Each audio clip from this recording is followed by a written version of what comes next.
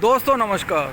दोस्तों मैं हूं कोटा से आप सबका दोस्त सिराज अहमद और इस वीडियो के माध्यम से एक बार आप के सामने रूबरू हूं। मैं कोटा की जानी मानी जो शख्सियतें, जो साहित्यकार हैं, जो पॉलिटिकल पार्टी भी चला रहे हैं, जो समाज सेवा के तौर पे भी अपनी पहचान रखते हैं, तो उनसे मैं आपको एक दोबारा मुलाकात करवा रहा हूं। और इसका जो संदर्भ है वो ये है कि आज हमारे यहाँ कोटा में जो हाड़ौती हिंदी के जो कवि हैं और जो महाकवि के नाम से और जन कवि के नाम से जिनकी शोहरत है, भाई किशन लाल जी वर्मा, तो उनके दो एक तो महाकाव्य है बुद्धायन और एक खंड काव्य है उनका कोरोना की लहर। वो चूँकि कोरोना का कहर, सॉरी, तो वो कंपाउंडर भी रह चुके, नर्सिंग ऑफिसर रह चुके, तो वो कोरोना को उन्होंने किस अपनी निगाह से देखा, उसमें क्या क्या तकलीफ़ें भोगी, किस किस तरह के हालात सामने आए,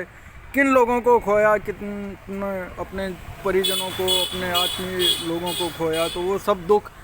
तो इसका आज लोकार्पण था इन दोनों किताबों का, यानी बुद्धायन महाकाव्य और अपने खंड काव्य जो कोरोना का कहर।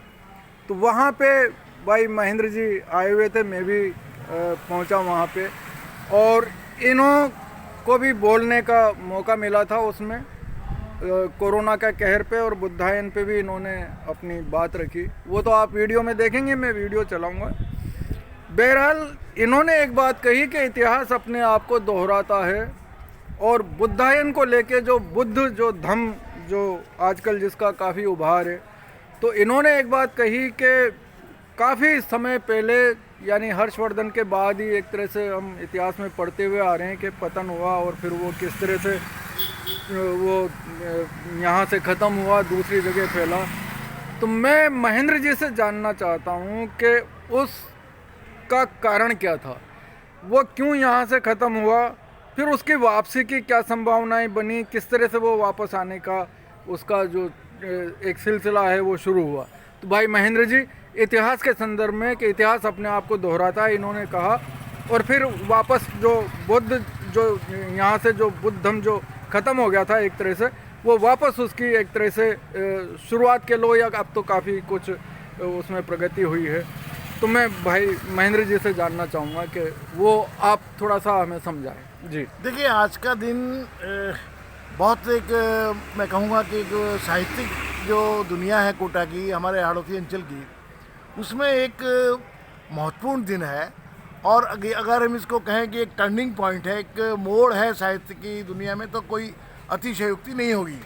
क्योंकि हम देखते हैं कि कोटा के साहित्य में एक तरफ जनवाद और प्रगतिशीलता की लहर रही है, संघर्षों के कवि, जनता के अपने जो कवि हैं वो यहाँ पर एक पूरी श्रृंखला है, हाड़ौती में भी और हिंदी में भी।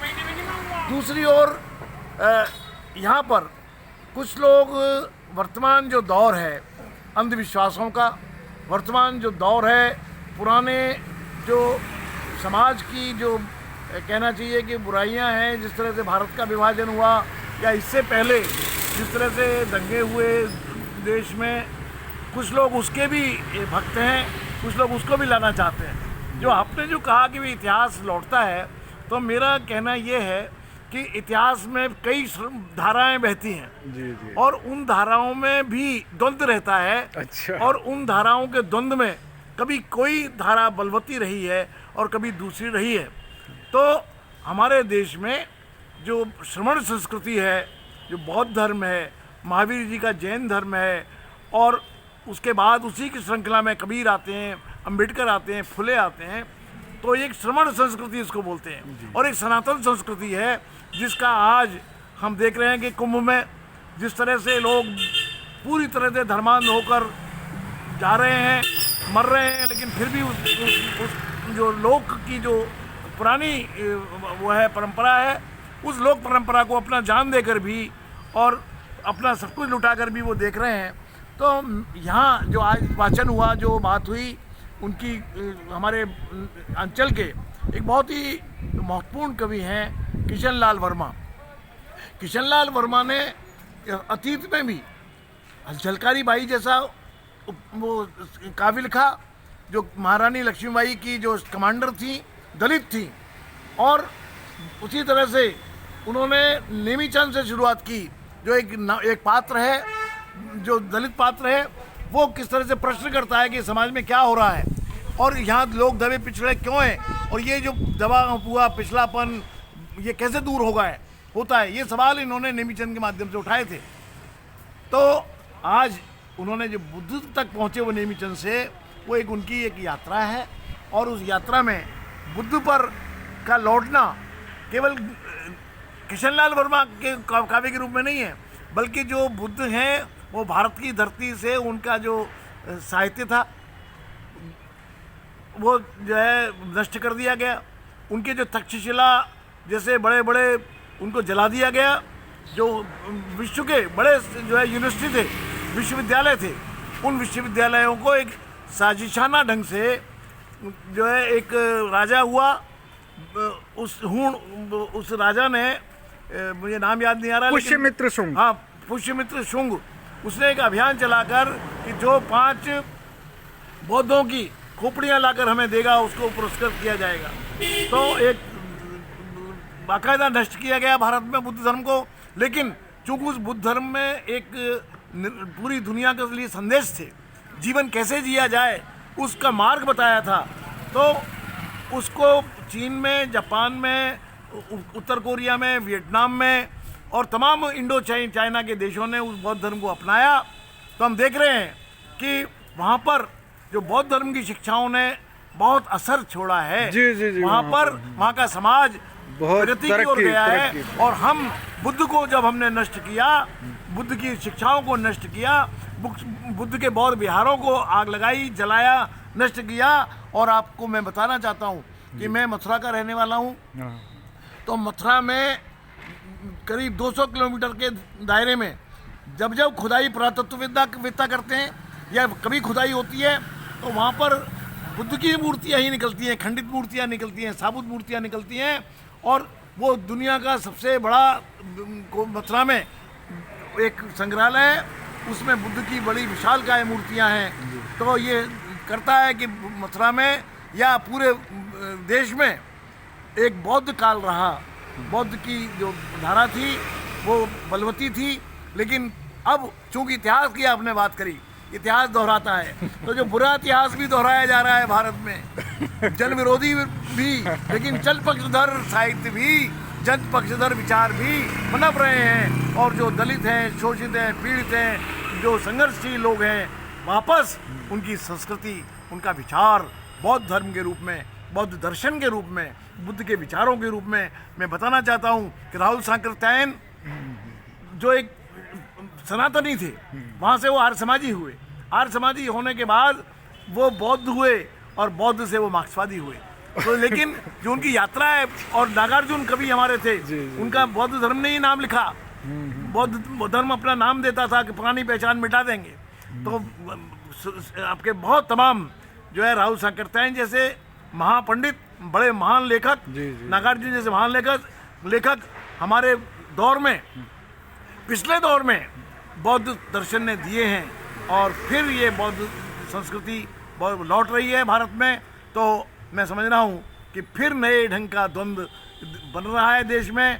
जो प्रगतिशील शक्तियाँ हैं, जो सामाजिक न्याय की शक्तियाँ हैं, वो केवल उस ताकत के रूप में नहीं, वो ताकत के रूप में भी उभर रही हैं, वो वोट के रूप में भी उभर रही हैं, और वो साहित्य और संस्कृति के रूप में भी उभर रही हैं। यही मैं कहना चाहता हूँ। आपने एक जिक्र किया कि मतलब उनको साजिशन, उनके विहारों को, उनकी किताबों को, उनके साहित्य को नष्ट किया गया। अब जो आम जो चर्चा, जो झूठ फैलाने का जो यहाँ पे फैक्ट्री चल रही है, तो उसके थ्रू इसको मुस्लिम जो बाहर से आए आक्रमणकारी, उन पे इसका इल्ज़ाम लगाते हैं। क्या यह बात सही है, या फिर ये इसके पीछे जो ये अपने जो ब्राह्मणवादी जो ताकतें हैं वो थी इसके पीछे? मुस्लिमों ने या जो आक्रामक हैं आए बाहर से, ईरान से आए, अफगानिस्तान से आए, दूसरे मुल्कों से आए, तो उन्होंने जिस तरह से कहा जाता है कि मूर्तियां तोड़ी, और ये कभी नहीं कहते कि बुद्ध की मूर्तियां तोड़ी, ये कहते हैं कि हिंदू जो मंदिर थे उनको औरंगजेब ने तोड़ा। ये इल्ज़ाम लगाया जाता है, लेकिन ये नहीं जानते वो लोग कि जो सोमनाथ का मंदिर है उसको सबसे अधिक दान देने वाला औरंगजेब ही था। और मुगलों ने तो, अकबर ने विशेष रूप से जो इस्लाम धर्म है उसके बजाय एक सर्वधर्म दीन इलाही बनाया, और उन्होंने कहा कि मिलजुल के चलो। तो ये तो मुगल काल की हमको देन है कि उन्होंने जो बिखरे हुए थे समाज धर्म, उन सब धर्मों को, समाजों को जोड़ने का काम, उसको नहीं कहते कभी भी कि अकबर जो ने अपना जो उसके उसमें नैरेटिव में जो मुल्ले मौलवी थे उनको उन्होंने एक तरफ कर दिया, और उन्होंने पूरी सद्भावना की संस्कृति, आज उसी सद्भावना की संस्कृति की जरूरत है। प्रचार कुछ भी हो, सत्य कभी छुपता नहीं है। मैं भगत सिंह का एक विचार से अपनी बात समाप्त करना चाहता हूँ कि भगत सिंह ने कहा कि आप हमें फांसी चढ़ा सकते हैं, आप हमें एक शरीर के रूप में नष्ट कर सकते हैं, लेकिन हमारे जो विचार हैं, जो क्रांतिकारी विचार हैं, उसको कभी भी नष्ट नहीं किया जा सकता। हम शहीद होंगे और उससे हमारा विचार हजारों गुना, लाखों गुना पल्लवित होगा। और हम देख रहे हैं कि भगत सिंह के अनुयायी पूरे देश में नए सिरे से करवट ले रहे हैं। बुद्धिज्म एंड मार्क्सिज्म और भगत सिंह का विचार वो फिर पनप रहा है। आने वाले दिनों में उसकी तस्वीर को आप और ज़्यादा तीखा, ज़्यादा व्यापक देखेंगे, ऐसा मैं सोचता हूँ। तो देखा दोस्तों, ये आपसे रूबरू थे भाई महेंद्र जी ने। और मैं वैसे बताना नहीं चाहिए और मैं मानता भी नहीं हूँ इन चीज़ों में, लेकिन मैं क्या बताऊँ आप लोगों को कि ये खुद ब्राह्मण है। मतलब ये महेंद्र जी हमारे ब्राह्मण समाज के, विप्र समाज के।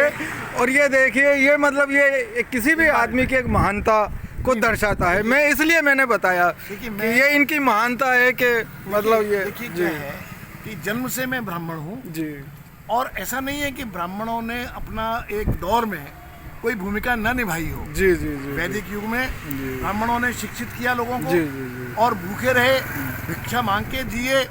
और वो जो आज अगर ब्राह्मणों की जो आज हम जितने भी ग्रंथ हैं, वो ग्रंथ हम देखते हैं कि क्योंकि जब लिखता है तो केवल उनको अवसर मिला।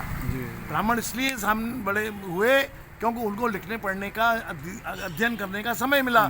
तो लेकिन ये किसी भी जाति की, धर्म की जो शिक्षा है, ज्ञान है, कविता है, साहित्य है, किसी भी जाति की, किसी पंथ की बपोती नहीं है। बिल्कुल, सबके लिए साहित्य जनता लिखती है, और हम जो लेखक लोग हैं वो जनता से प्रेरणा लेकर लिखते हैं साहित्य। इसलिए जब हम लिख रहे होते हैं तो हम कोई हिंदू, मुस्लिम, ब्राह्मण, बनिया या शूद्र नहीं होते हैं, हम मनुष्य होते हैं। जी जी जी, तो अंततः मनुष्य ही जीतेगा, मनुष्य की विजय होगी। जी जी जी, ऐसा ही हो। तो दोस्तों, इसी के साथ मैं इजाज़त चाहूँगा आपसे भी और भाई महेंद्र जी से भी। आप इस वीडियो को पूरा देखें, इसको लाइक करें, शेयर करें, और मैं तो कहता हूँ कि आप इसको जितना ज़्यादा फैलाएंगे, ये हमारे देश के लिए, हमारे लोगों के लिए, गरीबों के लिए ये उतना ही अच्छा एक संदेश जाएगा। आप लोगों का बहुत बहुत शुक्रिया, बहुत बहुत शुक्रिया।